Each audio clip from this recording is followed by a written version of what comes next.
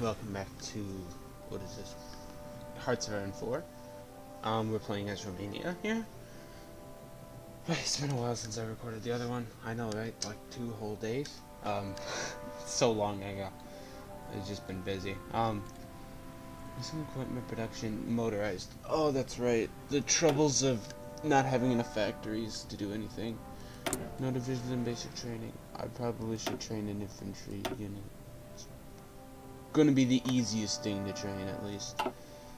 I suppose I can unpause while I do this. Try and keep moving forward. It's kind of at the point where I just gotta kill time, but eventually, we're gonna get to the point where, like, the war's gonna break out, World War II, and I'm gonna have too much time to do. Or, sorry, not enough time. I'm gonna be doing way too many things. I'm just gonna get busy. Toggle display. King takes holiday in nice. That's not how you pronounce that. That is not how you pronounce that.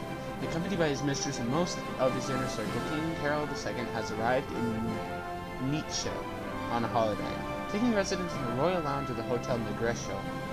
The king told local reporters that he intends to spend the next few weeks enjoying the finest food and hospitality, with visits planned to the Nietzsche Opera and short trips to Paris for shopping.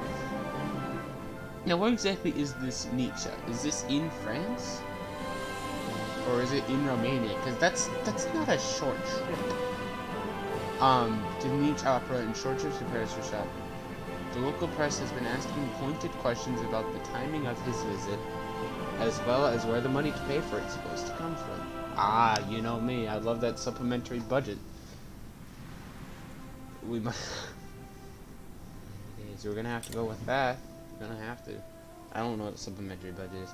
Now, is Nietzsche in France? Because if it is, then I can understand these short trips. But if it's in Romania, that's not a short trip at all. That's a long trip. Short trips to Paris, that is... Maybe it's in Belgium. Maybe it's not even a city on the map. Maybe I'm just wasting my time looking for it. Maybe it's like a suburb of Paris. Paris actually has 2 of these little... I don't know how the breakdown works here. An urban province, Oh, so this is the state. The thing in total is the states. Like, this is a state, this is a state, this is a state. And inside those are provinces. So Paris has 2 provinces. Yeah. So what else is new here with Germany? Do you still hate me? No, actually Germany likes me. Romanian opinion of German Reich is plus 15. Oh, because I signed the Anti-Comintern Pact. I did the thing, and now Adolf Hitler likes me. That's good. Probably going to need that for when I join the Axis. Right, that's the plan. After I get this Royal Guards Division. Yeah, after I get this Royal Guards Division, I think we're going to go with a pro-Axis government. Let me just read over this. Effect removes constitutional guarantees and security. Modify flexible foreign policy by joint faction limit tension minus 100%. Change the populator fascism 35%. Available as political advisor, that guy, which I want. Gains a point pro-Axis government. Opinion of German Reich plus 20. German Reich gains the same thing. Unlocks change of allegiance decisions. Unlocks decision join the Allies. Cancel guarantee independence with Yugoslavia. Cancel guarantee independence with Czechoslovakia. Cancel guarantee. So this just cancels all my guarantees and unlocks the decision to join the Allies. You do the change of allegiance. So that's something I'm going to look into next.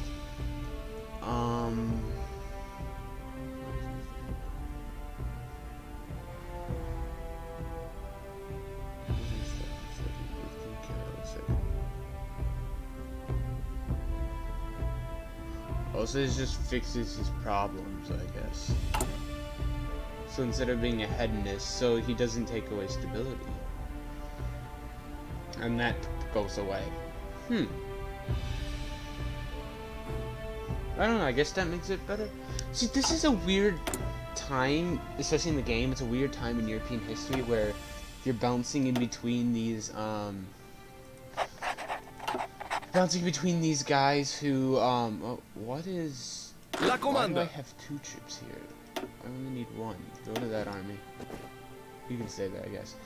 Where like a lot of these countries, like Yugoslavia, I did a start of a game as Yugoslavia, and they have like King Peter. See, they have like this king here, and sorry about that. And here the whole story is he's too young, so this is a regency. Prince Paul. It's a regency while the king grows up. Like other nations, like here, Kingdom of Hungary. I don't know if Hungary actually has a king though. I don't know if they actually have a king. Like, obviously, okay, Austria's a bit different. But I mean, like Romania, there's a king. Yugoslavia, there's a king. I assume there's a king in Hungary. Bulgaria's got the Tsar, Boris. He's kind of autocratic ruler. Greece, I don't know if Greece has a king or not. But it's a weird time because it's like these governments are like kind of like it's the shifting point where they're democracies, but they're also at a turning point where they also have. Okay, you need to go on the Soviet border. This is the buffed out division. Oh my God, the veterans, level 5. Buffed out dudes. You guys need to go on the front with the Soviets. It's a changing point in history where things are switching from kings and autocratic rule and absolute power, and they're shifting towards. And you could say World War I was really the shifting point too in the 1800s, but it's really the shifting point away from the autocracies and the absolute rule and shifting to democracies and the idea of freedoms and protected freedoms under the state constitution, and that the constitution is the supreme law instead of some guy who pulled a sword out of a stone. You know, because clearly he pulled a sword out of a stone. That's his God-given right to rule this country and do whatever he wants. But like, because World War I really brought an end to the autocracies and the absolute power kingdoms. Because if you look at all the major ones, German Empire, these guys are obviously democracies. But then you look at Russia and Tsar Nicholas II, who was a bad ruler throughout his lifetime. So in Europe, all the major kingdoms, even Italy, shortly after the end of World War I, Italy, the kingdom of Italy fell apart, and obviously now it's fascist. Oh, that's a shame. Supplementary budget. So in Europe, it's this shifting point of you have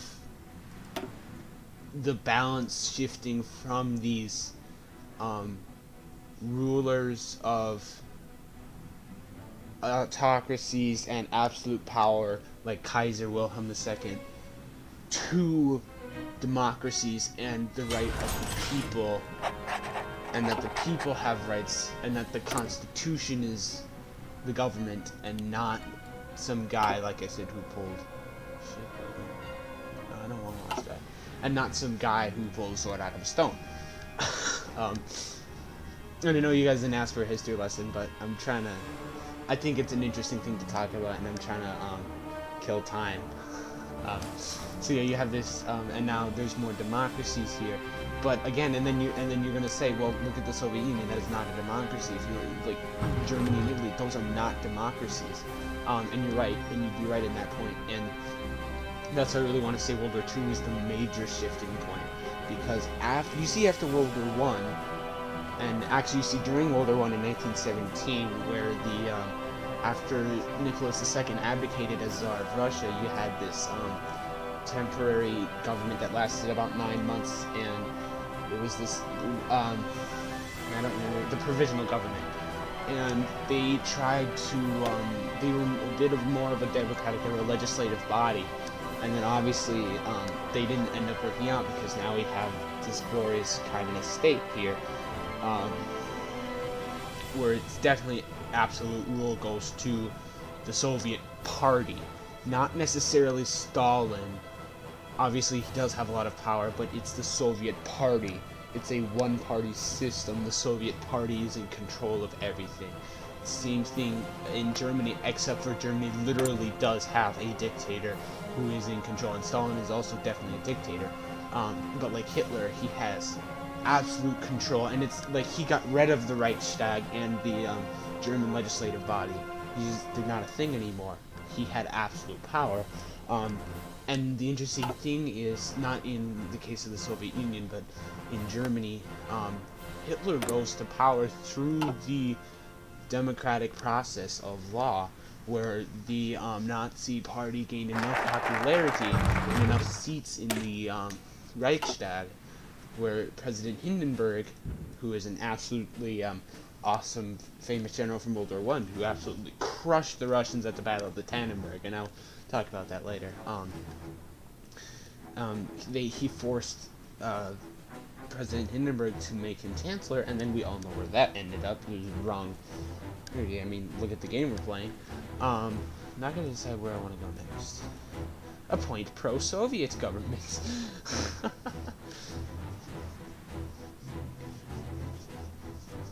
Critical population -1%. Ion Antonescu. The fascist party will now be called Garde de Fer. Replace the Sentinel of the Motherland with Iron Guard. Effective change. Recruitable population -1%. Coins birth.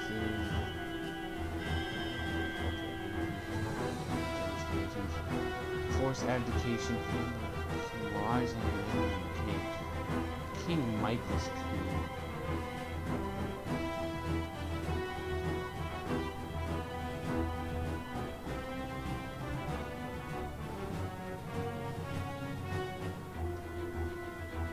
Let's leave this on hold for now, and let's...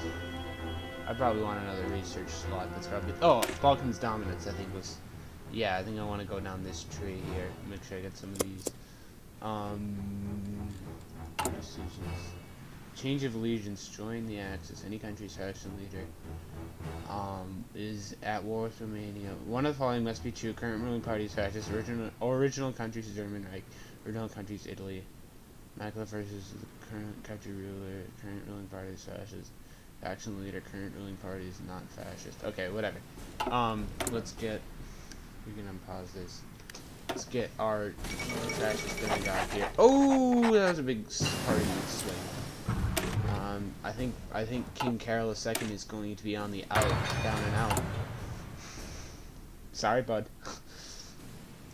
But anyways, you have this, obviously you're gonna point out places like Germany and the Soviet Union where it's like, they're not democratic though, but when you look at the end of World War I, like I said, I briefly mentioned the, provisional governments in what is now the Soviet Union, but at that time was Imperial Russia.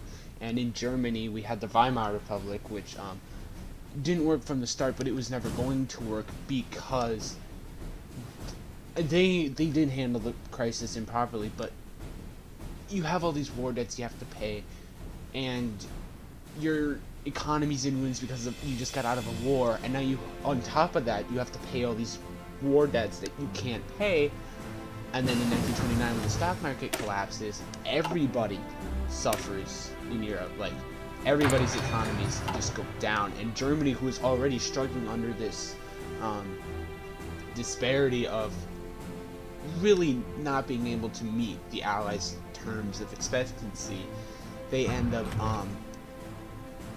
way over not being able to succeed at all in what they are supposed to do.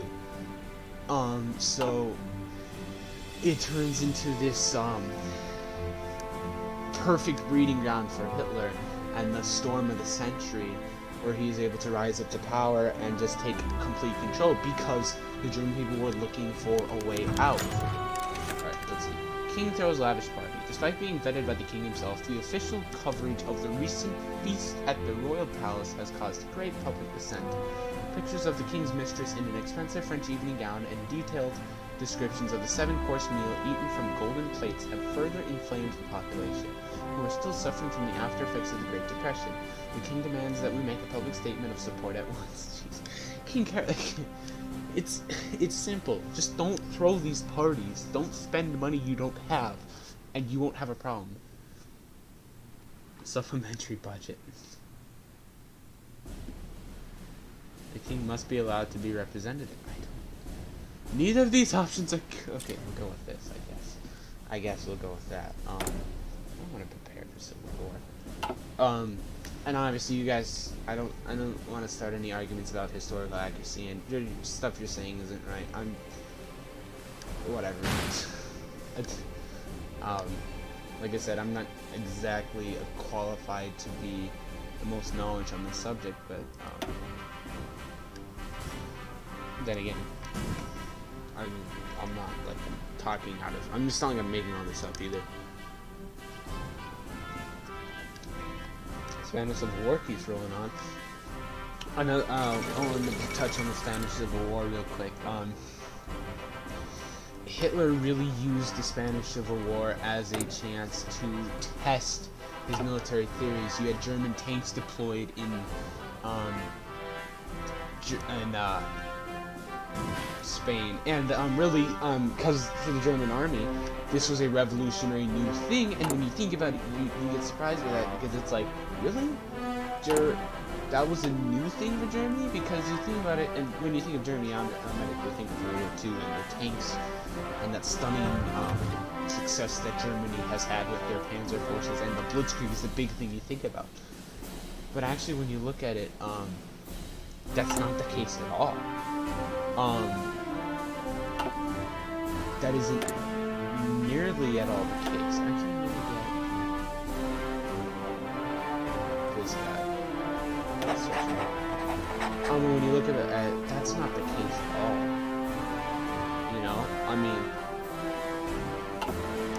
there's in World War I, Britain invented the tank, and the Allies were the first to use the tank. Germany mainly fought. Oh, hey, she didn't die. I understand from playing this game that Amelia Earhart either succeeds in circumnavigating Europe or she dies. So apparently she succeeded, which is good. I assume Japan's at war with China. China's improving diplomatic relations. They're in Chinese United Front, but Japan's not actually at war with them. Okay, never mind. And I'll touch on Japan too. But Hitler really used Spain as a testing ground for his Stuka dive bombers and his Panzer tactics, and really because in Guderian's memoir on Panzer Leader, he talks about the German. Whoa, here we go. He talks about the German development of the armored forces and how hard he had to push to get it rolling. But once he did get it rolling, obviously they had great success in Poland and in France, and even in the Soviet Union to a certain extent. So yeah, Japan is now at war with China. So that did officially happen now. But yeah, the Spanish Civil War is super bloody. But yeah, in World War I, Germany, like I said, Britain invented the tank. Germany hardly had tanks. I mean, they were on the defensive all the time. Trench warfare absolutely do their thing. But it's shocking to see the turnaround there. Oh, neutrality, yeah. And the war escalates. But then Japan.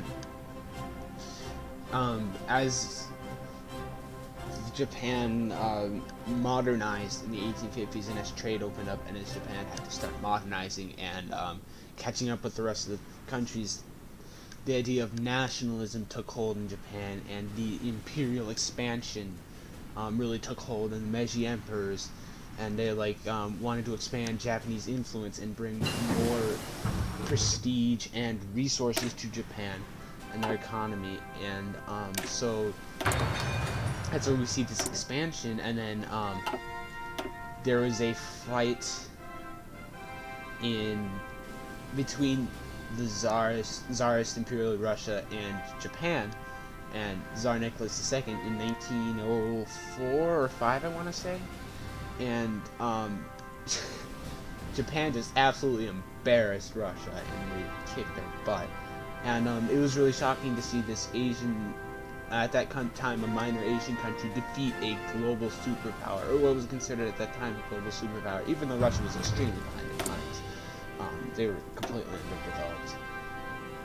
But nonetheless, you see this expansion by Japan into northeastern China here, and they take Korea, and then they take hold here in by Beijing, and so it's really this expansion by Japan, and then in, like here we see 1937 where they declare war on China.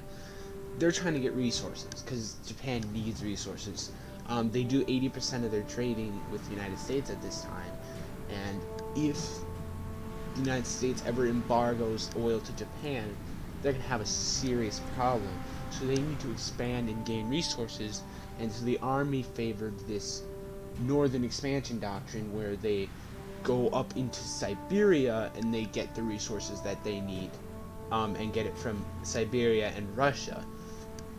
Now, as we know, at the battles of Kalk and Go, they didn't even declare war or anything. It was an undeclared war. And then there was this battle at Kalk and Go, and the Japanese army was forced to turn back by the Soviet army. So the Soviet army beat them, and so the army lost their northern expansion dreams, and they still pushed into China. And then the Navy was like, well, how about we sweep up all these islands in the Southeast Pacific here? As you can see, Japan owns a lot of these islands here. And so it's this idea of like this sweep now into the and this was something the Navy favored, the Southern Expansion Doctrine, and the idea being that we sweep up the South Pacific Islands. There's a problem with that. This area is heavily colonized by European countries, and by Britain and France and the Dutch, Netherlands, and America even has a few islands out here. The idea being, if Japan's going to swing through here, sweep up these islands, gain the resources it needs, they're going to eventually come into conflict with the United States. I mean, look at this right here, Guam, right next to Saipan. I mean, that's not going to be good. Philippines, under American, Republic of America. So Japan's, that's where Pearl Harbor comes into play. The idea that if we knock out Japan, or knock out the American Navy, knock out America before we declare war on them, then we'll be able to clean up the islands with ease. And they do. There's this rapid expansion, and they sweep through China as well. The army does. Obviously, there's trouble because China just is a guerrilla war. But you see that recurring idea of the fact that they are. Well, now what am I going to research? Hold on, I gotta pause.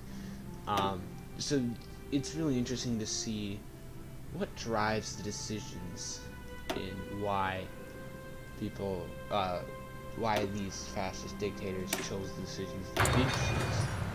And as you're going to see, to the victor goes the spoils. As the Allies won the war, we see the effects of that. Places like Philippines and then Japan and Western Europe, we see democracies get set up. We see, hold on. Post-application.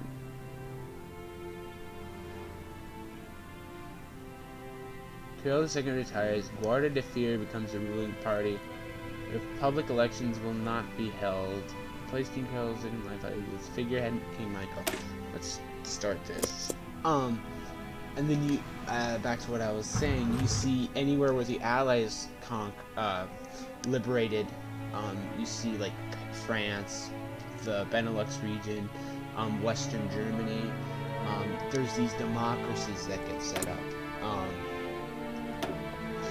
And it really is that idea, I'm going to choose here to get on assets. And it really is this idea that the winners get to dictate terms. Japan had a democracy set up. And then you see places where the Soviet Union, I use quotation marks here, liberated. Places like Poland, the Baltic states, Romania, Bulgaria, Hungary, Czechoslovakia, Yugoslavia. Although Yugoslavia was already,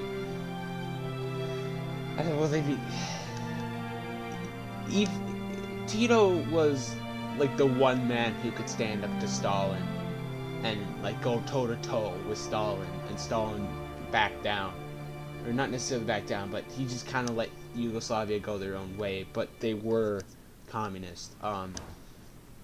Easy places here where the Soviet armies swept in and swept back the Germans and liberate, like I said, quotation marks, liberated. They set up these communist regimes all through here in what would become known as the Iron Curtain here. And so yeah, it's really, history follows a pattern throughout the years. Alright, great. That's how you successfully stall through game without content. And apparently, okay, I didn't immediately realize this when I started playing the game, but apparently you can, I was notified, you can create trade partners. You can create the Byzantine Empire again, but I've been told it's extremely hard. Like, I've been told that you have to, like, conquer Yugoslavia and Albania and Bulgaria and Turkey and Romania. I've been told it's really hard, but that you can do it. Oh, so France joined the Allies. I'll check on factions in a second. I think, from what I heard, that the hardest part about this is taking Albania because it gets guaranteed by Italy. And so you have to, like, I mean, obviously you have to be fascist to fabricate all these claims and go to war. You have to be fascist to do that.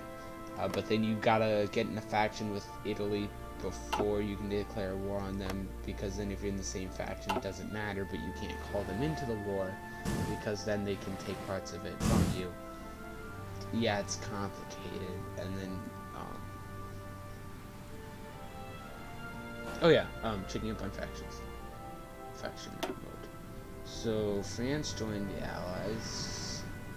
Chinese United Front, the Greater East Asian Co-Prosperity Sphere, the Comintern, and the Axis, which I may or may not soon be joining. We'll see.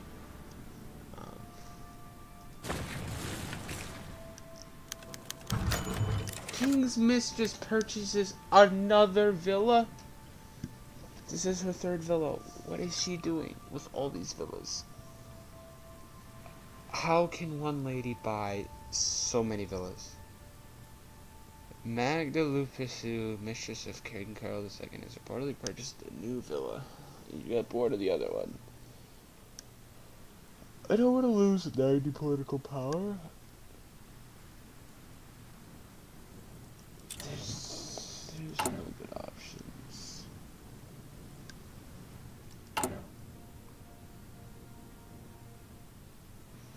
There's never any good options.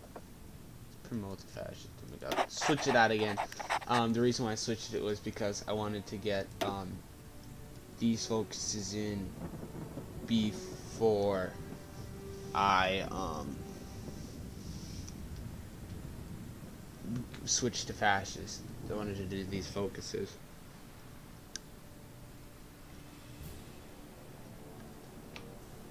Nothing like some good old Mountain Dew. Let's see. Oh yeah. Every time I look at Poland, it's really intrigues me. The shape, like, it's just, oh, it's so weird. So weird, such a weird shape. It's interesting to me the fact that, like, they were like, we'll just put a partition in here. And obviously at one point this was Polish people have been living here. But it's like, Germany has owned this territory for a couple centuries. Which I guess compared to how many years, I guess it isn't actually that impressive. Trade is modified. The steel trade of the Soviet Union was terminated. Hold on. There's a lack of civilian factories. I have a lack of civilian factories. But I need these resources, game. King Carol II advocates. Pressured by powerful elements in his government, King Carol II of Romania saw no choice but to announce and sign his abdication. His successor is King Michael. But many of the dictatorial powers are obtained by Carol have been vested back into the government, and so it is unlikely the young king will be able to wield similar power as his predecessor.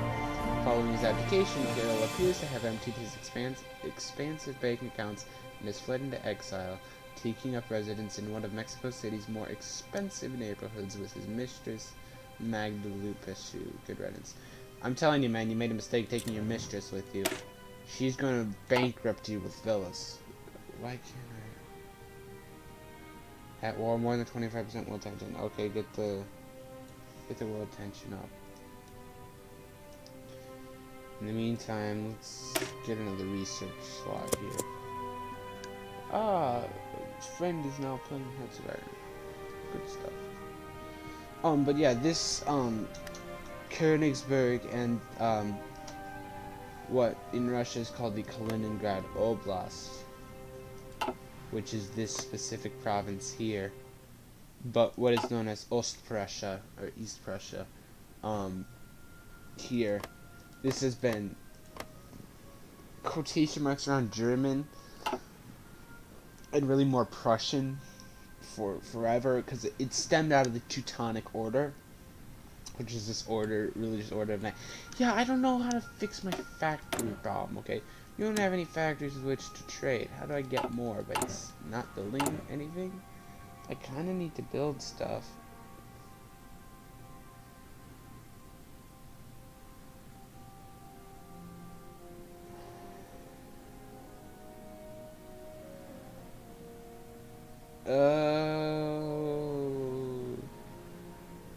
Supplementary budget, emptied accounts.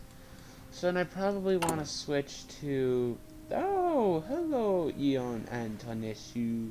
So am I, like, fascist now? Yeah, I'm fascist. Legionary Romania.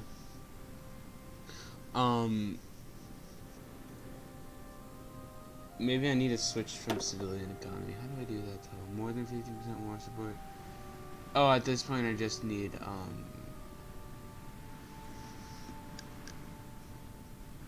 maybe I go to 20, maybe I go to partial immediately. I just need, political power. Artillery. Good job. Anti-tank. This is the problem. You don't click random buttons to research. That's probably important things that I should be researching. Resausaging. Yes, that's exactly what I was meant to say.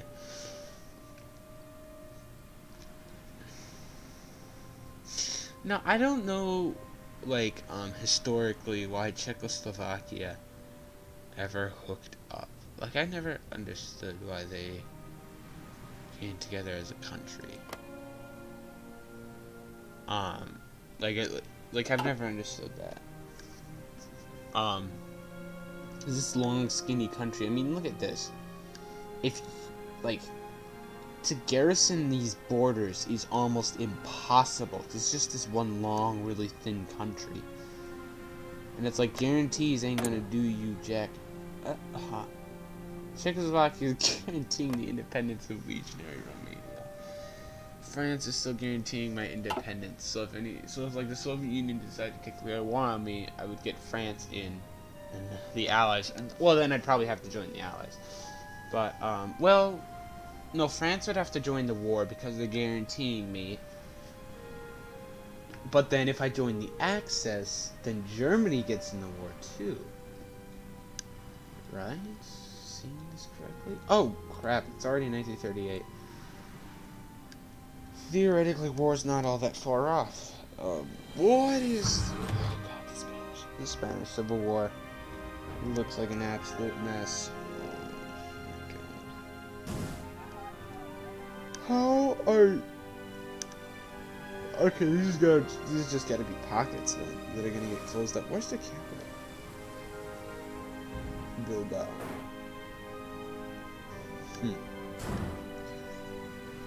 Oh, that's great.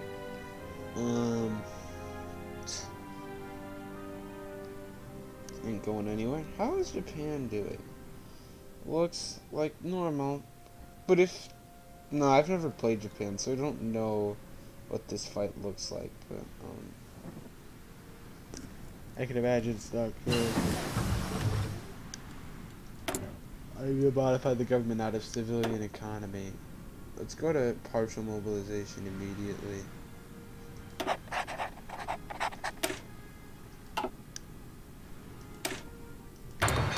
Romania's ahead of the 8-ball here. We got it.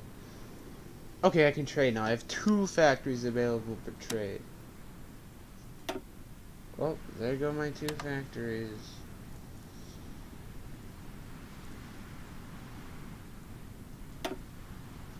Look, man, I don't know what to tell you. I need this stuff. Hungary. Oh. The Anschluss of Austria. Hungary demands the right to rearm, citing the ever-worsening political situation in Europe and the complete failure of the League of Nations to stop this. Miklos Horthy has publicly announced that his government will seek to secure the support of neighboring nations to allow for a revision of the Treaty of Trianon. Without mentioning any territorial claims, Miklos Horthy discussed only the restrictions on the Hungarian military. A delegation from Hungary has arrived in our capital to secure our formal agreement to Hungarian rearmament. Leaving Romania stands for non-rearmament. Hungary secures Romanian support for rearmament. The polite agreement. Yeah, I mean, I'm rearming myself, so I mean, why not? Why can't Hungary? I was never part of that phony empire, anyways. Which I'll go into the empire. Horrible, horrible empire. That was Austria-Hungary. That never was going to work in any world. Oh, now I have more available factories for trade. Good stuff, good stuff. Actually, I should be trading with the Soviet Union now. We're trading still with the United States. So that uses a lot of convoys. I'm gonna trade with the Soviet Union so I don't need convoys. This is, I think, this is the way to go. This is how you big brain it. I got a new technology research thought. Doctrine's coming along. Let's probably research air. Probably need. Well, here's the thing. If I research these, I can't build them anyways, so. Oh! Nationalist Spain beat him. And that's finally over. The end of the Spanish Civil War. I think I should research the symmetric radar. What's up?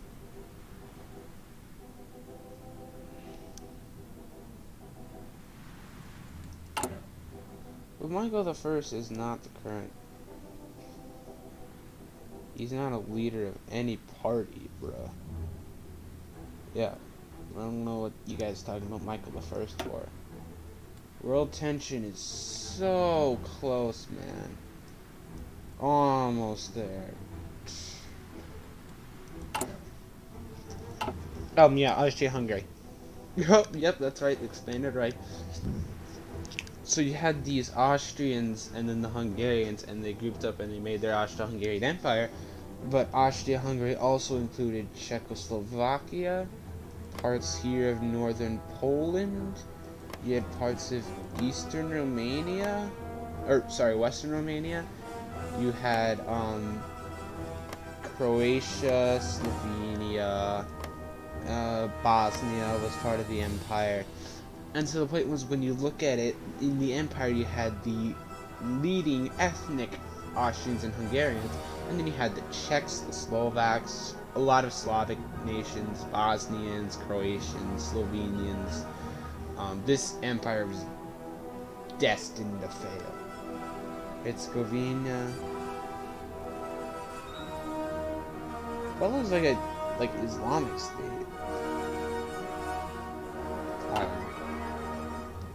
I don't know. That's Herzegovina and that's Bosnia. Whatever. So that empire was going to collapse eventually. That was just a fact that was going to happen.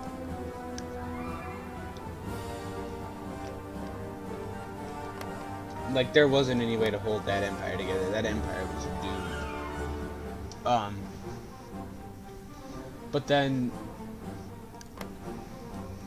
I don't know. German Empire really wasn't an empire. They had a few colonies, but most of it was like, I mean, they controlled these two states here, Poznan and Danzig. They controlled Memo. That still looks pretty much the same. Because this is actually Hungary. They owned Alsace-Lorraine. They own this on the French border. And in one of the DLCs in this game, you can play as Napoleon, not Bonaparte, but like one of his heirs. And I don't even know how to research that. You can play as one of his heirs and conquer the world, I guess. I don't know.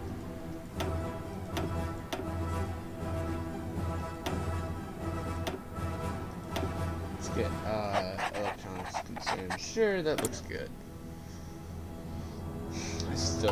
Ukraine doesn't exist in this map, at least. I don't know. Still though, we are fascist, legionary Romania. How does Germany feel about me now? Whoa. Hey, Germany likes me. Pro-access government. Germany's like, yeah. National defense. Look. I still can't. I gotta find out. Agrarian reform. Consumer goods factories, -5%. Do that. Free military factories to build more guns? Well, actually, I'm gonna go with that. And need more steel. Soviet Union, have another one of my factories. That's why nothing ever gets built here, because I don't have enough.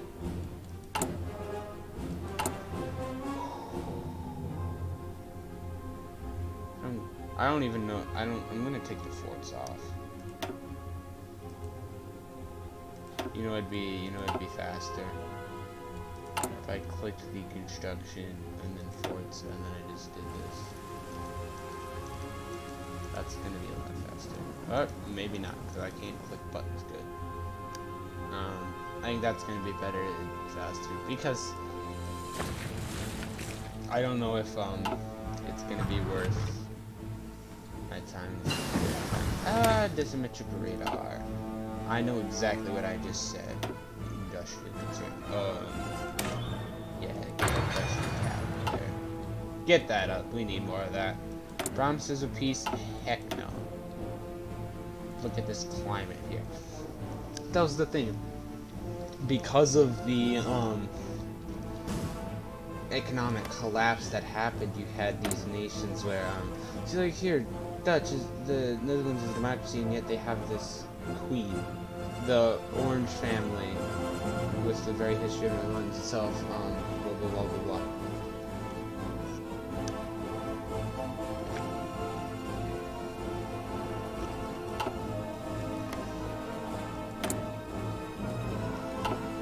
I will say,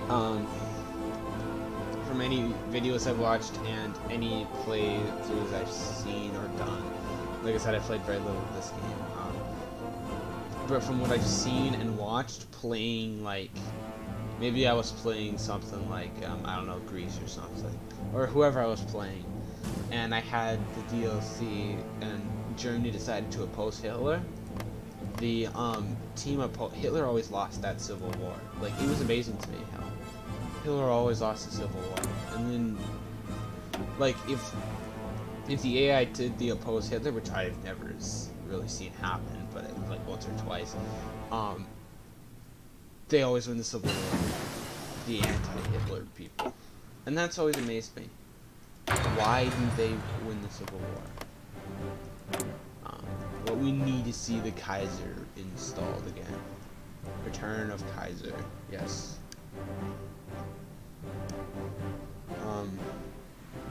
And if I don't think you guys would have heard that. That was the buzzing vibration of my phone telling me that time is up for this episode. So hopefully you learned something about history in this episode, and you watched me do some things with Romania. I guess it's a beautiful country. We're fascists now.